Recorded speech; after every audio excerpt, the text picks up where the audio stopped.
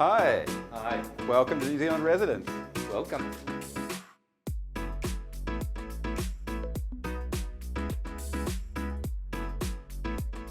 Korean guests who come here, often they see the lawn and the windows and the building. They go, oh, this looks like the house in Gisengjum. I'll show you afterwards. There's a staircase going down to a basement as well. We don't know if there's anything down there. New Zealand went into 5 weeks of lockdown, which is a very severe measure. But it seems to have been successful in eliminating local transmission of the virus.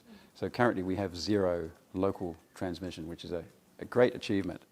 But of course it puts a lot of pressure on the border, and it means we've become even more vigilant and careful about allowing people into the country. And life is pretty normal inside the country. Well, the Prime Minister has said that it's been a team effort by a team of 5 million people. I think one of the things is listening to the experts, good science, good communication. So we've had a policy that's been strongly based on science and the views of experts. And it seems to have been effective. I know that many other countries, including Korea, have adopted slightly different approaches, and we don't know what is the most successful. But so far, we have been successful in eliminating the virus, so that's great. But I think it's really been, as the Prime Minister says, a team effort by all 5 million New Zealanders. I think we are also watching Korea's example very closely and learning a lot from Korea, because you have also, I think Korea has managed the virus pretty effectively, and you started early. So we were able to learn a lot from Korea's example. This pandemic is still increasing right around the world and is terrible in many parts of the world. So I do want to express sympathy for everyone who's been exposed to the pandemic or who has lost loved ones through the pandemic. I'd like to express my sympathy for them. So what we did was, first of all, the Prime Minister said we went hard and early. So we went into lockdown. We called it level 4 level lockdown, which meant most workplaces closed. There was no travel. People were basically confined to their homes.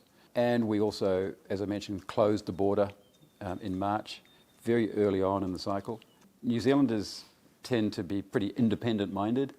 It's not easy to tell a New Zealander what to do, but I think the government has effectively communicated the seriousness of the situation, and people have respected that. In 2 years' time, it will be the 60th anniversary.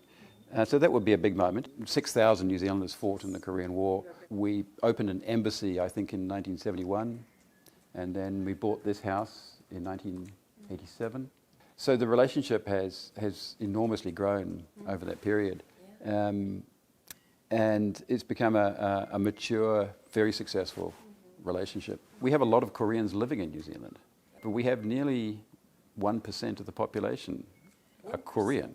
We now have a free trade agreement between New Zealand and Korea, signed 5 years ago, and that has really helped open up trade opportunities. There are now 0 tariffs on New Zealand wine, kiwi fruit, and even New Zealand racehorses.